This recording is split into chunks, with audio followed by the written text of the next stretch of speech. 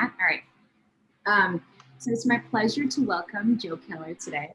So Joe, I knew Joe when he was a grad student in John Gabrielli's lab at MIT. We were fellow grad students together, a door and a half away, I think. How do you have a half door? Well, we crossed, there was a lab manager's door, which I guess that's a half door.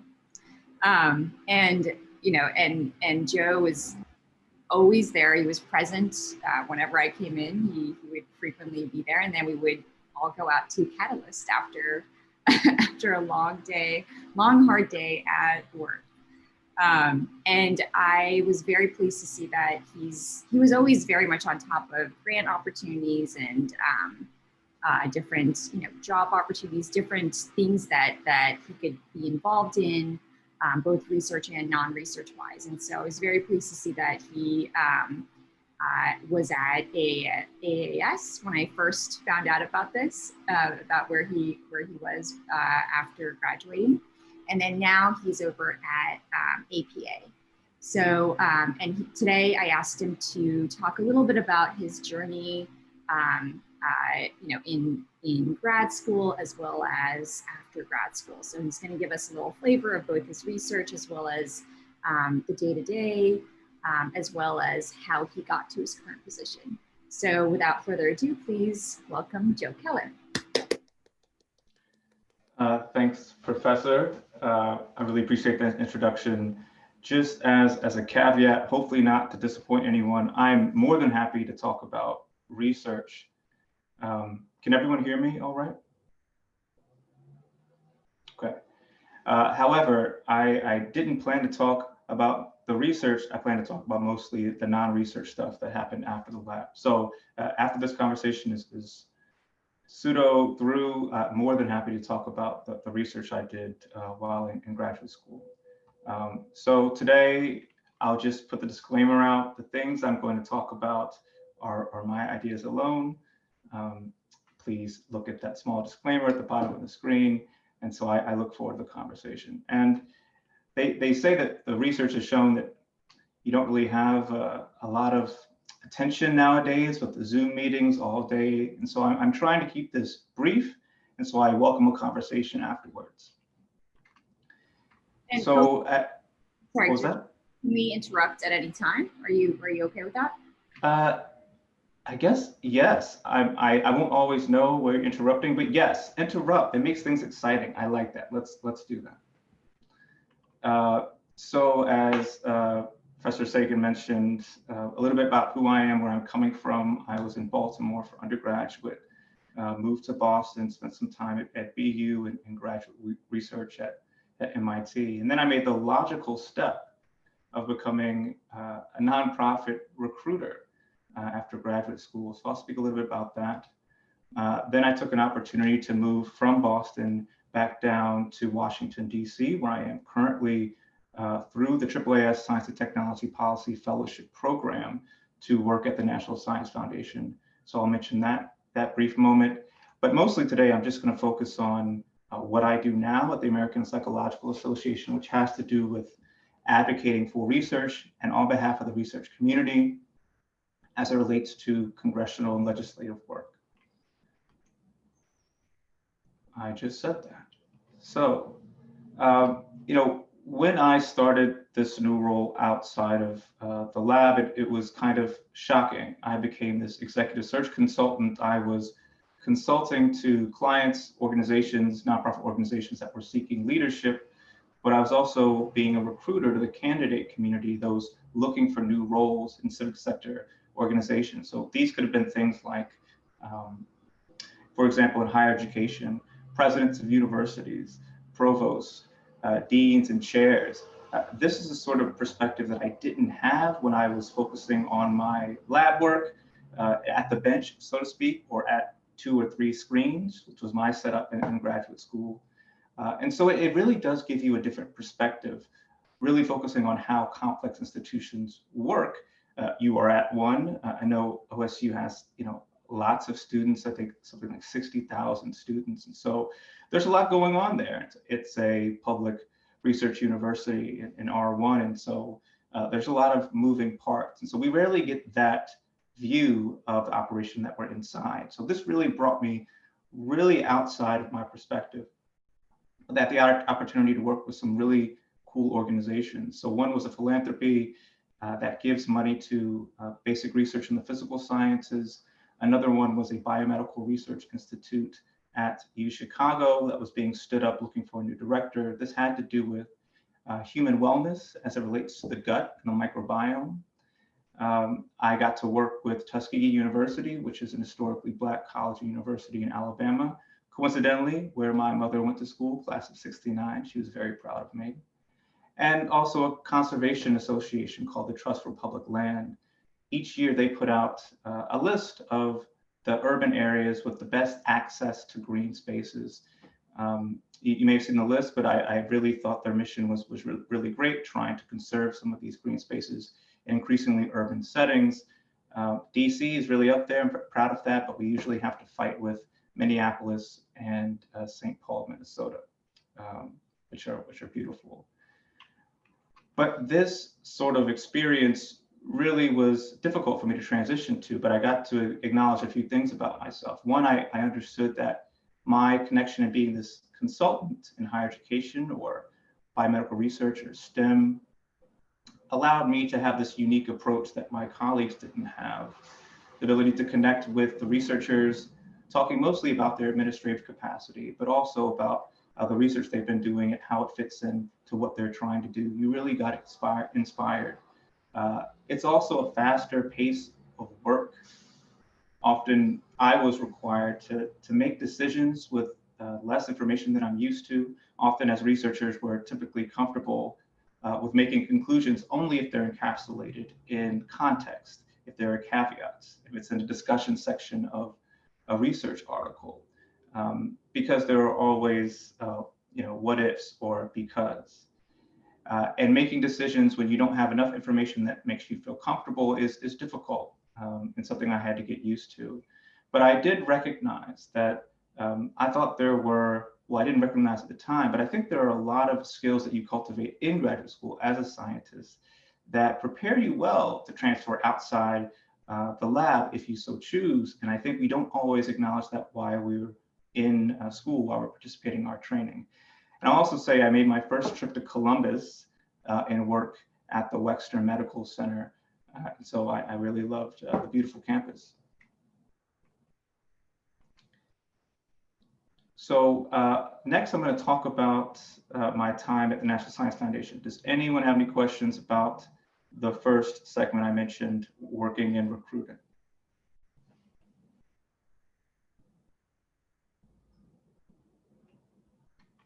Beautiful. I do. Okay. How did you find out about that opportunity? Interesting enough, it was brought to me. So as graduation day came, I found myself spending a lot of time in the Higher Education Professional Development Center at MIT, and so they're helping you prep for resumes and help you prep for interviews. And it just so happened I've been spending a lot of time there and let people know exactly what I was interested in. I was interested in really meaningful, societally based organizations. I was interested in trying to use a lot of my interdisciplinary background, and I was interested in making an impact. And so this organization that hired me was one that was sort of looking for the same thing. They didn't know that they'd find it in me because they had never hired a PhD at the level where I entered before. So there was a risk on both of our ends, a risk for them hiring someone that they've never hired before. Typically, they've worked with those coming from higher education. And two, for me to recognize that this is something, a pathway that people don't typically take. So I was pretty fortunate to have it fall in my lap.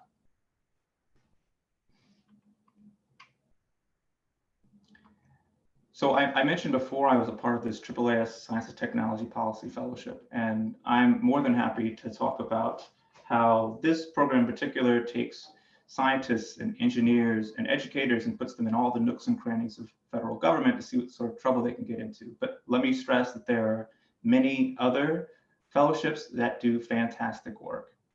One is the Presidential Management Fellowship. That's in Washington, D.C., putting people in congressional offices, but also in executive branch.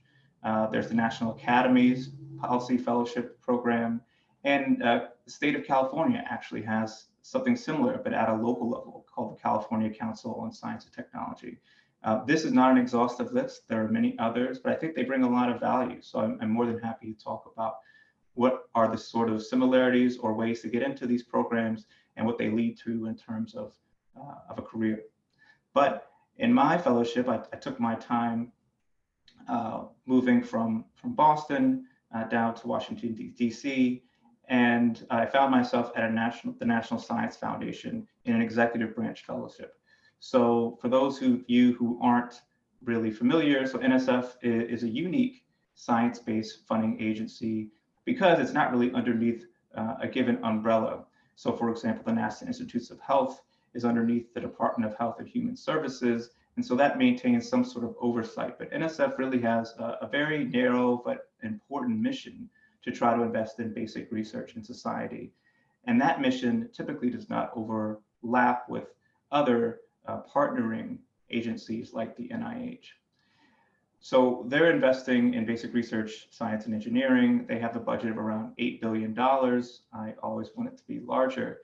And my approach to this fellowship, mine was unique, but people typically have different approaches.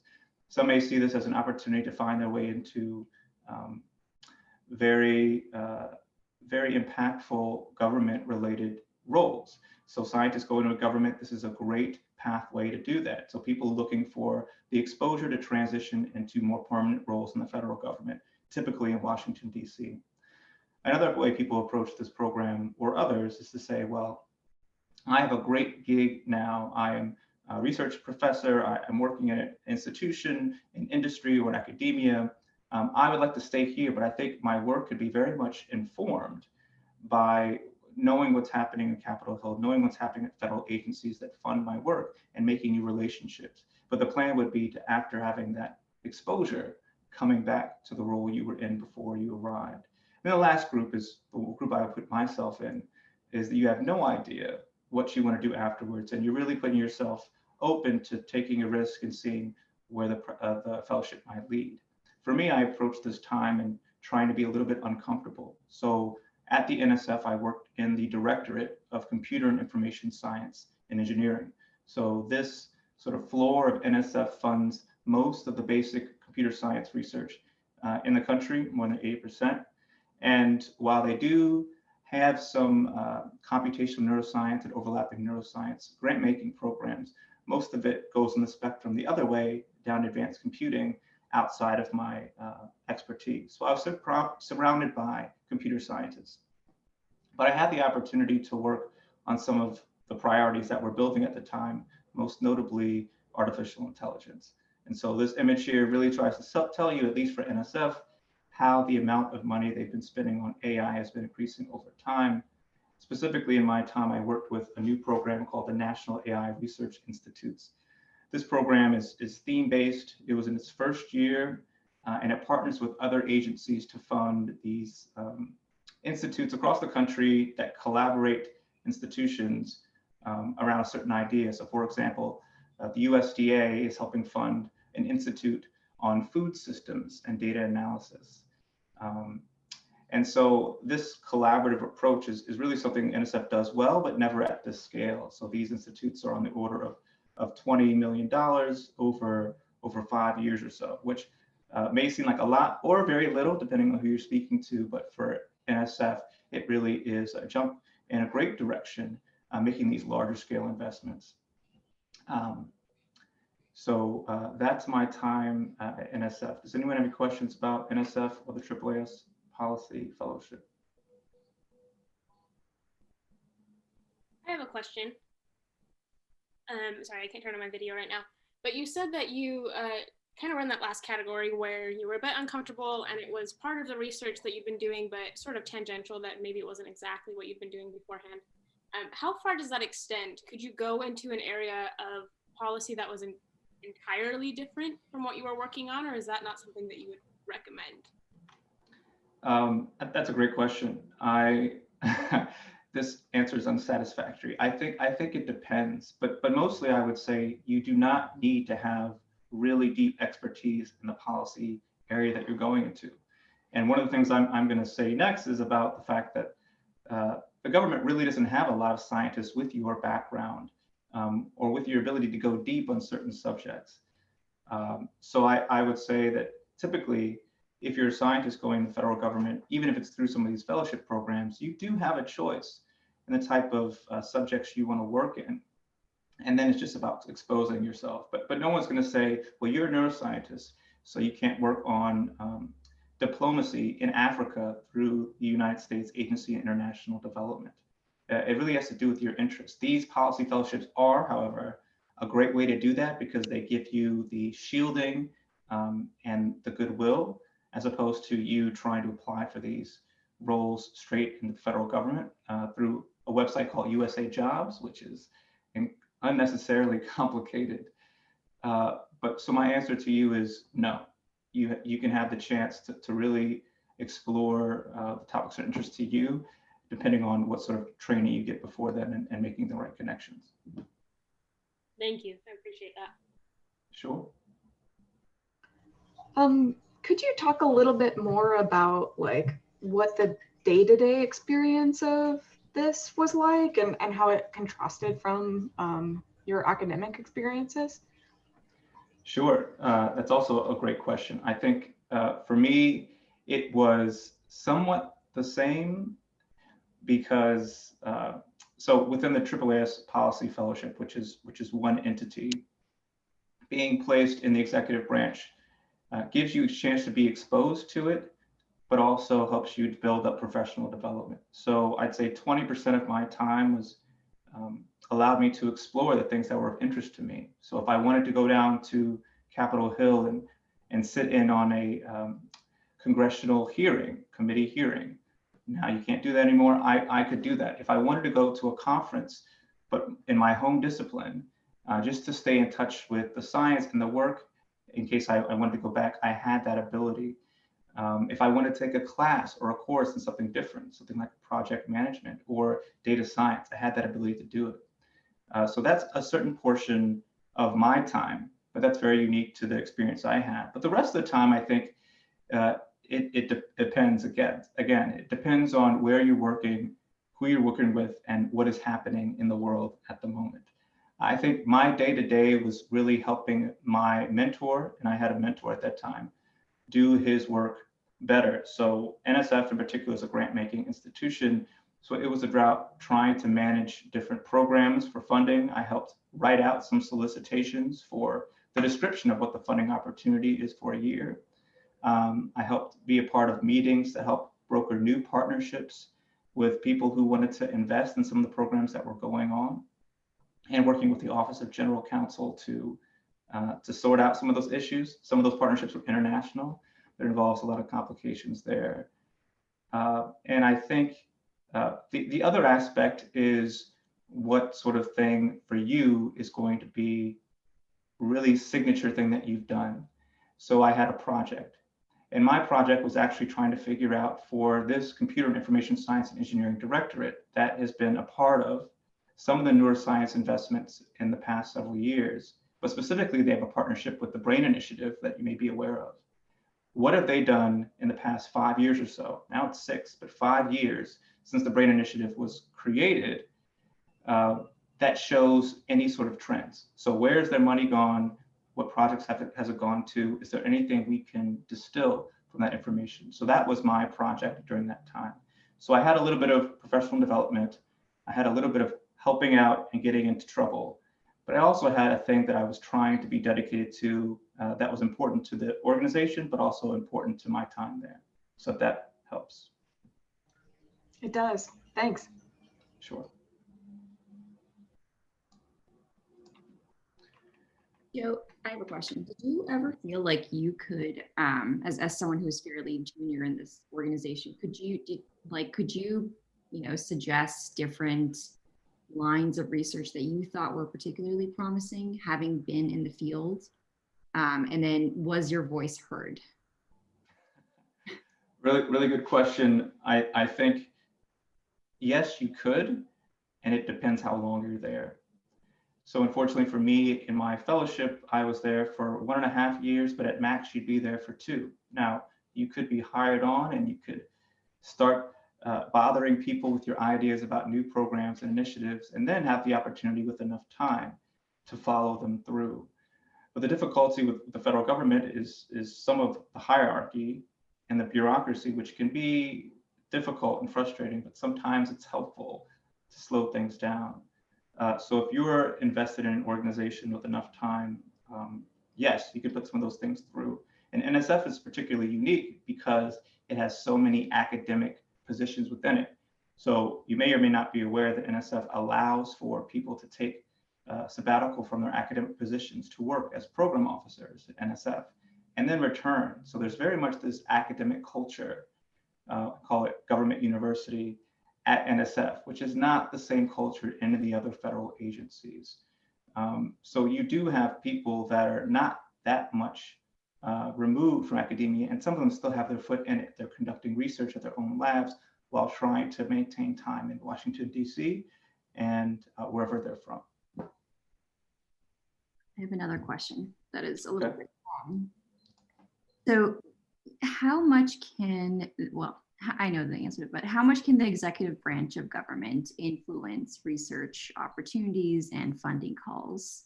And then is there any way that NSF can push back?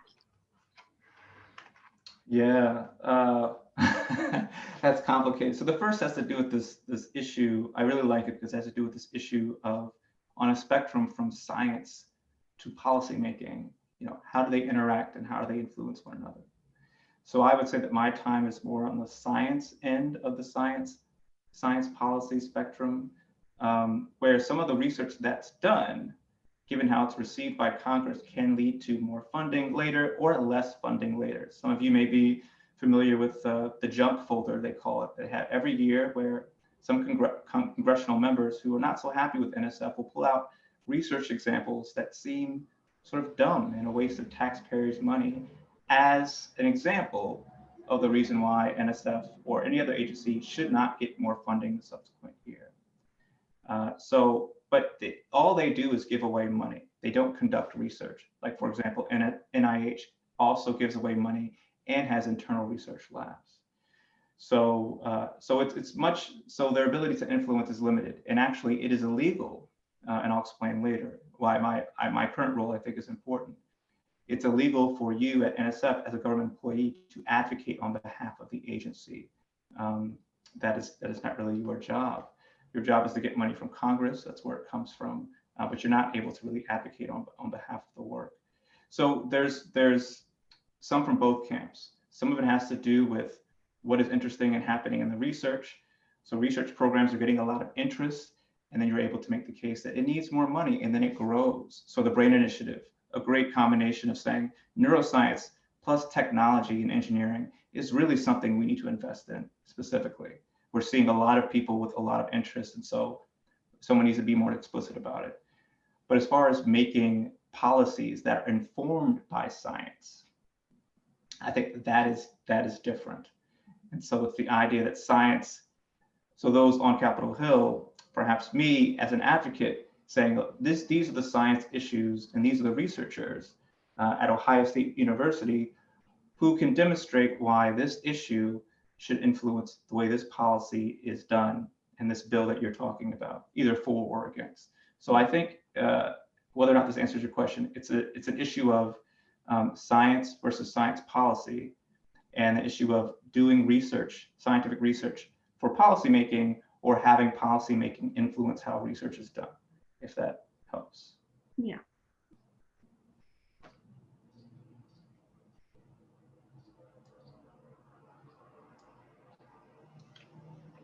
All right. So I am devoting the most of the time to this role I'm currently in, which is at APA. I'm in science policy and advocacy, but I'm happy to talk about anything. I'll just say that I think scientists, educators, and engineers can be effective advocates on Capitol Hill. And by an advocate, I just mean a person who is championing issues for those who can't necessarily champion themselves. So I mentioned before that NSF and other federal agencies can't lobby Congress for more money.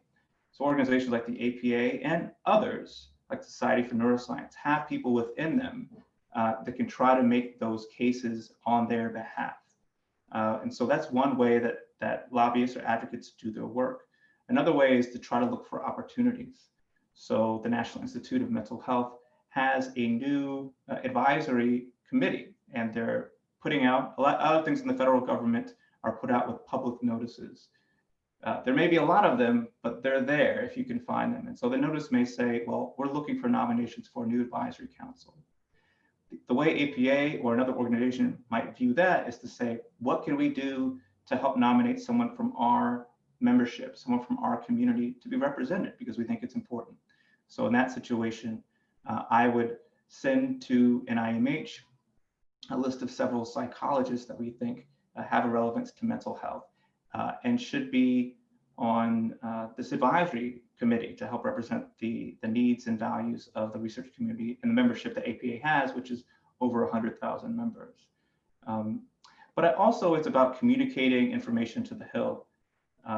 So a lot of times you can write statements for hearings. I mentioned federal hearings, and you can nominate people to be a part of those hearings. So if there's something relevant to mental health or psychology, we would say, we want to make sure there's a member from APA or the greater psychology community that is in front of Congress, able to answer some of their questions because we think it's important.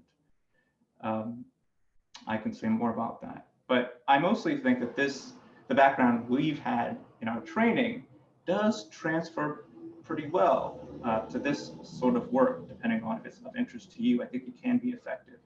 You know, we have critical thinking skills that we cultivated over our time, trying to solve problems, being able to do due diligence when it's relevant and appropriate, digging down deep within one or two issues and coming back up with relevant information, being able to communicate to different stakeholders, you know, whether you've been giving a talk in Journal Club or a talk at the Society for Neuroscience, your audience is going to change, therefore your message might change. That's a skill that you developed that you can use.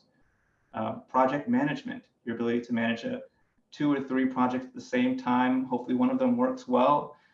And you don't really give yourself credit for having that skill, ability to manage things at multiple times. And I'd say failure, which I was excellent at, which demonstrates your ability to be resilient and bounce back. And that sort of resilience, I think, is an important capacity that scientists have. And I think your scientific background also gives you this credibility, sometimes in federal government. It tells people that you have the ability to go deep, but you've chosen to go broad, and that you have the ability to be a continuous learner. And that's pretty desired. So, you know, what does that mean for my role? I think now we're in the 116th Congress. In January, we'll be in the 117th.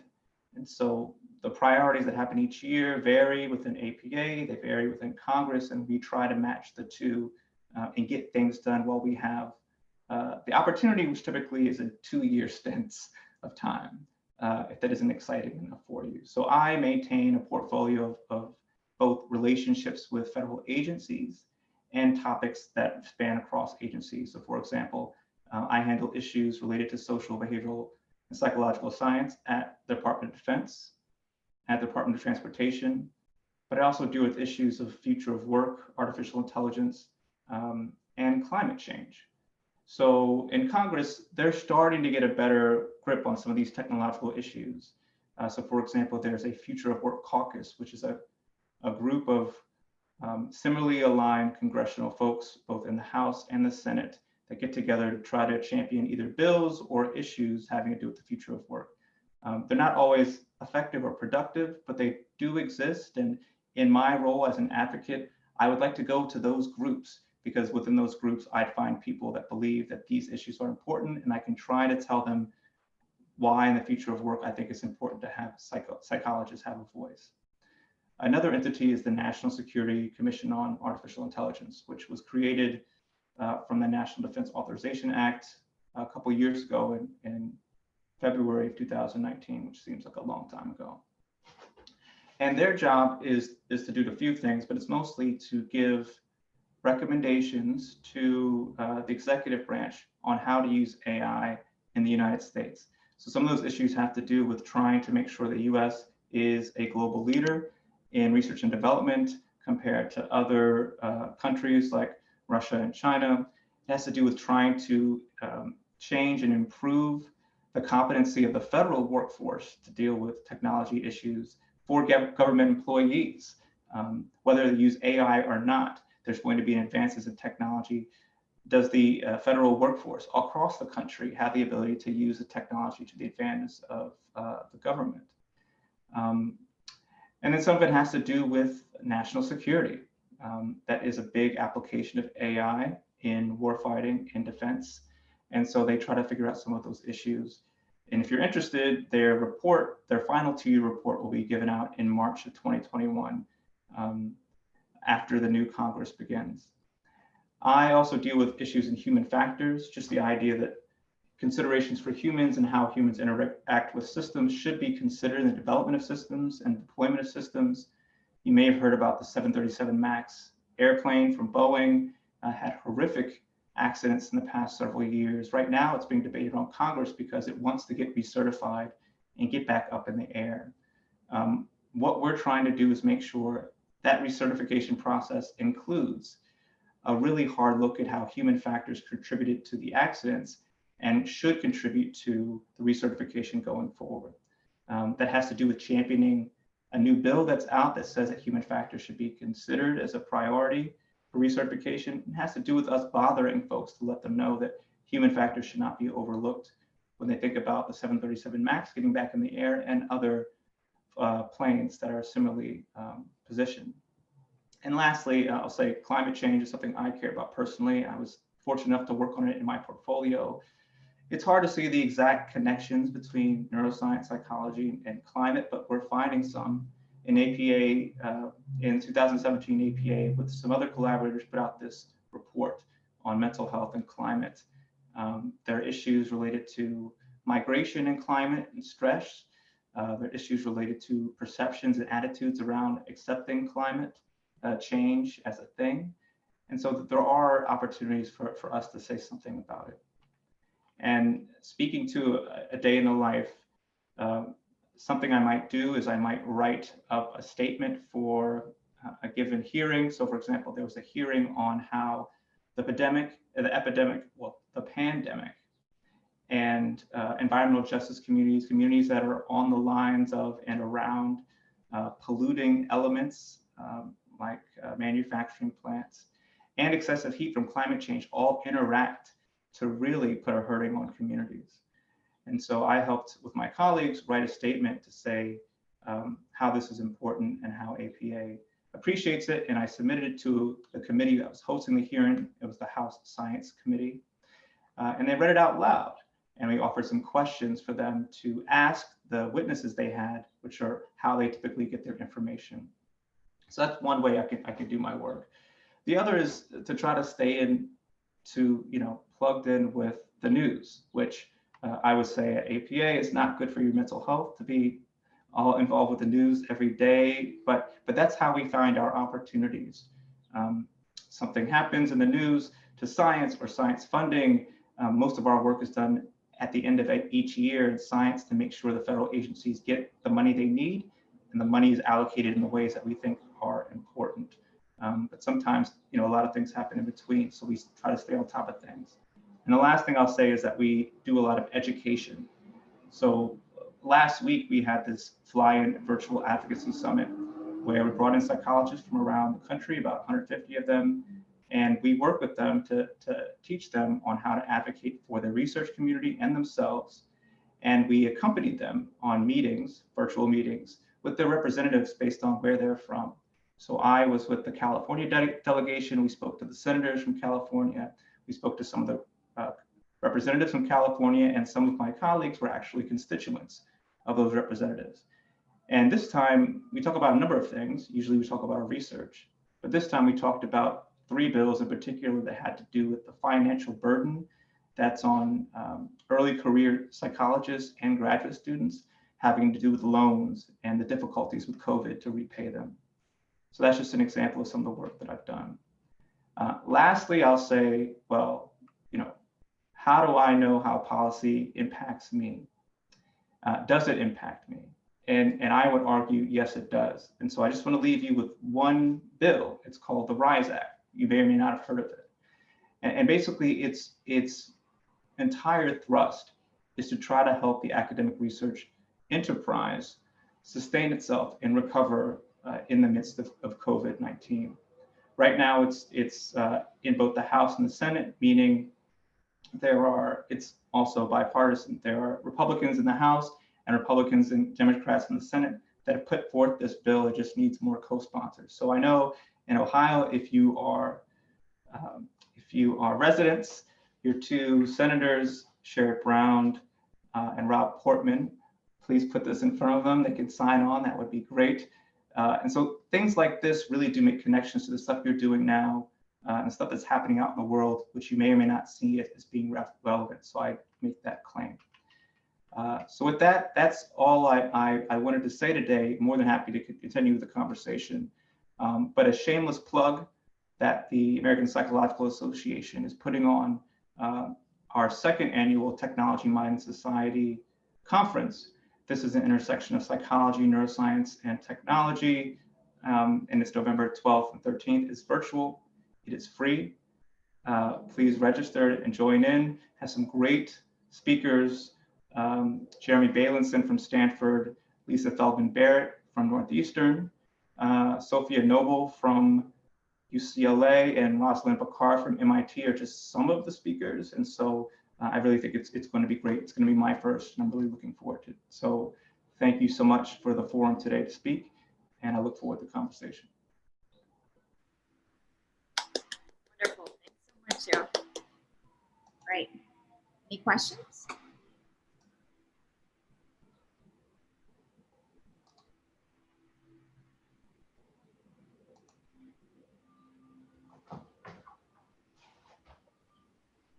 I have one. So I know you went to undergrad at UMBC, and I'm from Maryland also. So do you think that going to school around the like DC area had any impact on you going into policy and what those experiences were? That's a good question. I actually don't think they were connected. It was just that I was someone who was constantly looking at what are the opportunities I can be involved in as a graduate student. I was very opportunistic in that approach.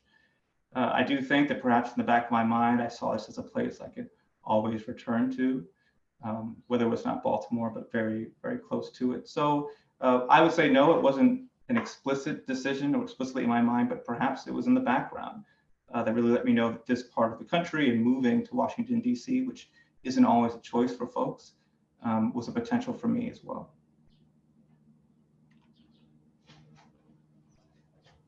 So obviously most of your experiences are at like the federal level and in the NSF, and I guess APA isn't federal, but you seem to be working in Washington. So I'm curious a little bit if you have any insight about getting involved, in scientific advocacy or stuff like that at the state level, or on smaller scales as well, because obviously it's happening everywhere, right? These are the big organizations you talked about are, the big funders, but what else is there going on that we might not know about or can get involved in? Right, that is an excellent question. I am not the right person to talk to about it, but here's some things I would suggest. I'm not sure if Ohio State has this, but if there are graduate student groups for science policy or policy that exist, join it. If it doesn't exist, create one. And then you have yourself a voice and entity for an enormous research powerhouse in the state. And so with that has some heft. I'd also ask for you to do some research about where the dollars are going. So as a public research institution, there's a certain amount of money that's allocated from the state to your institution. And what is that percentage? Has it changed over time?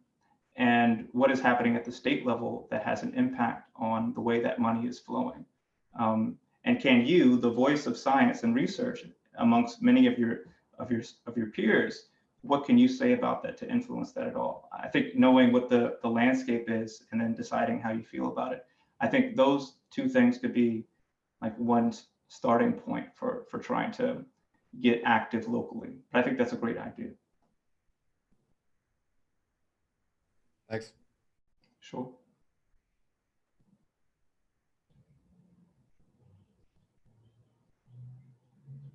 What would you say is the most difficult part of what you do for you? And maybe the most enjoyable as well. Oh, yeah, I like that. I'll start with the most enjoyable.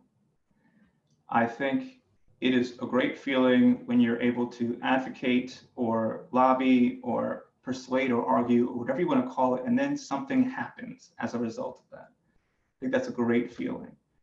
So for example, when I first started, I only started 6 months ago. So check with me in a year, I'll have more stories for you. But the EPA came out with a new ruling. They call it a new rulemaking proposal. This rule roughly was that going forward for the regulations they make for the environment, they're only going to take research articles that have very transparent human research subjects data. Now, they say it's because that sort of rigor and transparency is good for the taxpayers' dollars, and it's transparent research is the best research. However, I'm speaking to cognitive neuroscientists. You know there is potential conflict divulging too much of your human research subjects' data. And the funny thing is, all of a sudden you exclude all of these peer-reviewed research articles, which are great, which include subject research data, where you're not able to know who these people are, where they're from. It reduces the pool. So people colloquially called it the secret science rule. We thought this was not so great. So we, APA, along with a lot of other similarly minded organizations, got together and wrote a bunch of letters and spoke to people on the committee, on the different committees that were dealing with this issue in Congress. What we were able to do is small, but it's a move forward. So the EPA secret science rule is still pending. So I don't have that to tell you. But the small step we made was that there was an amendment to the new appropriations, meaning that for the next time EPA gets money next year, we helped add a stipulation to that rule that if they get new money, that money cannot be used to implement this rule. Now, I don't know if that happens and who handles the money, but the idea that we wanted to do something and something happened was a great feeling. The not so great is that the interest in science does vary across administrations. It will not be controversial to say that this current administration has not been the best to science enterprise at large. And so it may seem constantly difficult and frustrating to try to push uphill with a lot of these issues. And I mentioned a lot of things I'm responsible for. My colleagues are also doing similar things. And so it may seem tiresome and frustrating to try to advocate in these things and not see immediate feedback. So I'd say that's the difficult part of it. And also to add, because a lot of this is relationship building, I started this new job, thankfully, in the midst of a pandemic. And so I'm not able to get to Capitol Hill. I'm not able to meet staff who are the very important gatekeepers to the members. I'm not able to go to hearings. And so this is a lot of where the influencing, the advocating happens as relationships are built. So that's a difficult thing with the job. Thank you.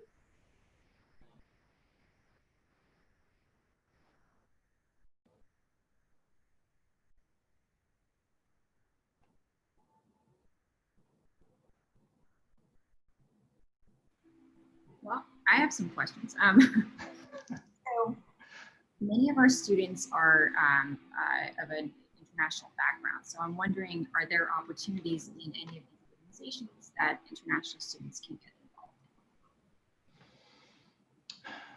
in? I think most of the fellowships I mentioned require US citizenship. But I am hearing that other countries are coming up with policy fellowships that are similar. I know India is developing a program. But admittedly, I don't really know the answer to that question. I think it is important to check eligibility. I think the programs would be really mindful to try to change some of those eligibility rules, especially for grade students who can remain in the country after their graduate experience. That's a really big issue. I talked about artificial intelligence. That's a really big issue in that as well. But I'm not so sure of the answer to that question. And another question that people are comfortable about. You don't have to tell us the number, but are you happy with the salary that you're getting? Are you like, do you feel compensated for the time you spend? And what is your like typical work day? Like in terms of length of time, can you work like after 5, or like can you switch your hours around, or do you have to be there at a certain time? Okay, salary. Here's the good news. For the rest of your life, you'll really be appreciative of money. So I can tell you about the AAAS fellowship because this is not secret data. If you go on the website, you can see exactly how much the fellows get on their first year and how that increases on their second year. I think now it starts at $83,000. For me and a lot of my friends, that was great. Coming from a short postdoc. So I think it depends. I was also doing search for nonprofits and working in a nonprofit. You may find yourself making less money. So I have a friend who's in the fellowship at NSF. She's still in it right now. She is more than happy to return where she lived in California and make less money because she doesn't expect that working in the field she wants to work in nonprofits is going to give her as much money as this fellowship is going to provide. I think that's a choice. Obviously, you're familiar with more lucrative jobs in tech or management consulting, and those are there. You can find those salary bands, but I'm quite happy. I feel quite fortunate to have a job and be paid. And fellowships like that, knowing that information, are great in trying to incentivize you making that commitment. As far as my day-to-day, how I feel, I should probably work harder. I think working from home during a pandemic, they'll tell you now that your home is your work, you are actually more productive if you didn't know that. But you are working more. So I don't know what it is. I would say that it's quite satisfying to have a regimen and have a structure and a schedule. And so I'm a person who appreciates balance after graduate school. And so I usually end my day around 5:30, maybe 6. I don't respond to emails after 6 unless it's very important. And I've tried to keep that up for the past 6 months. That may change, but I think rules are helpful.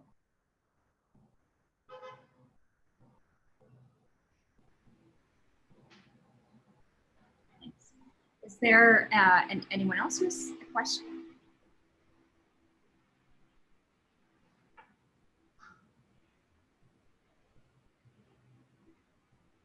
All right.